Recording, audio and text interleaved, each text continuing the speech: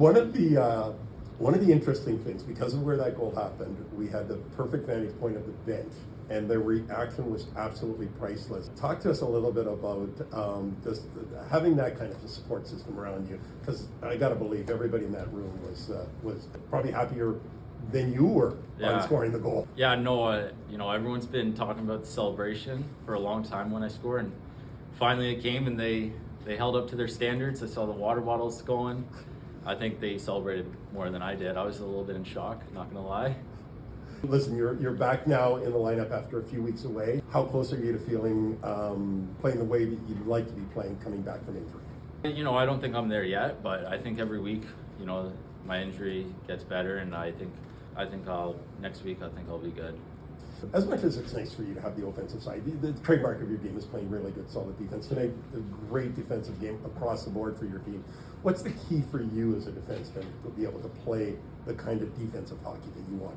I keep it simple out there. I move pucks. I know my role. I'm not a point guy. Don't look at my stat line.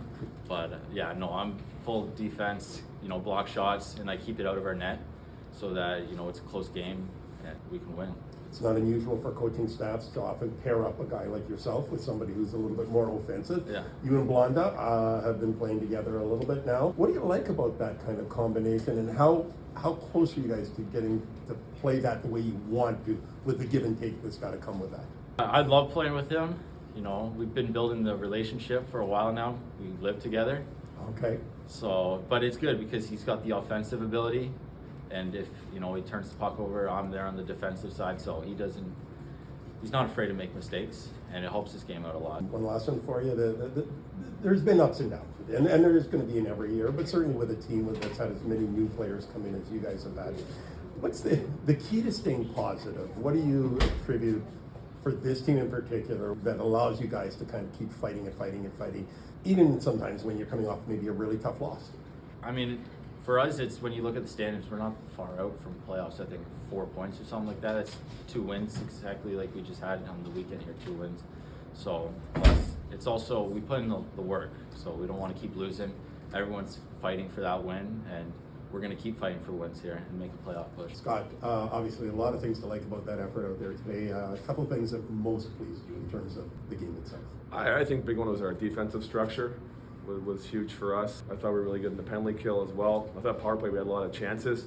I think we generated did we generate one maybe? I don't know what the number was, but I thought we had some good movement there. And biggest thing was just attention to detail in the D zone, even in the O zone, protecting pucks. But overall, good to see some of those younger guys too stepping up and playing well. I mentioned on the broadcast about the fact that I really liked the game that as a defense core, your 6 primary defensemen, the way they played today.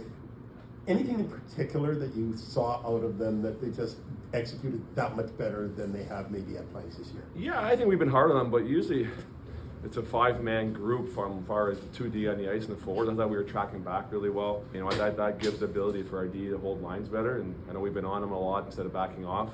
The one goal against was from our D backing off. It started there, right? But that's hockey. It's going to happen. But some of our swarms in the D zone, we're outnumbering. You've seen a bunch of those battles, and every time we came out with the puck, so that was a positive sign for the coaching staff.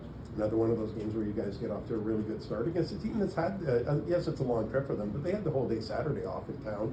What's the key to getting the guys up to be able to hit the ice with that kind of momentum? Yeah, I told the guys these Sunday games are mental, right? It's all in the head. We've played the 3-3s a lot of times. These guys got 3 and 4. A nice day off in between the game today, but it's who can come out and compete harder and play the right way, especially early in the game, usually dictates who wins the game, right? So I think that was a big message for our group, and Brony made some big saves there when needed. That's what you need to win hockey games.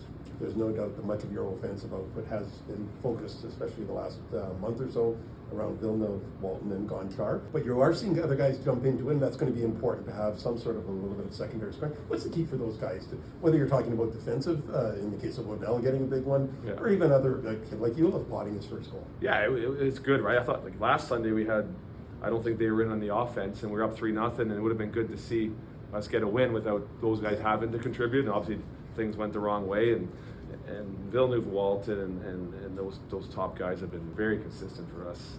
They've scored every game. they're carrying 95% of the offense, I think, if you look at the numbers, right? Yeah. But it's when you play the right way, you got the Hendersons, the Claytons, Ula, Berhowski, like, you know, Chovan, like the list goes on and on there of guys playing the right way, and good to see that Ula and Trevor get rewarded there with a nice goal there by putting puck to the net. One last one for you. 1 week to go before the Christmas break. Always a tougher time of year to keep the kids focused on what's at hand. How do you go about doing that for the next week? Yeah, I think it's just more of the same, right? We got 2 tough games. You know what, teams we've played before, and you got Thursday, Friday, and you know what, Christmas is time for family, and as much as we think hockey's number one, family's the most important, and we stress that to our players all the time, that you know we want them to enjoy some time with their family, and it's a big commitment out of these guys to come here for 8 months, and they don't get their weekends off like every other people do their age, right? So we appreciate all the hard work they do, and you know it's starting to pay off here, that's for sure.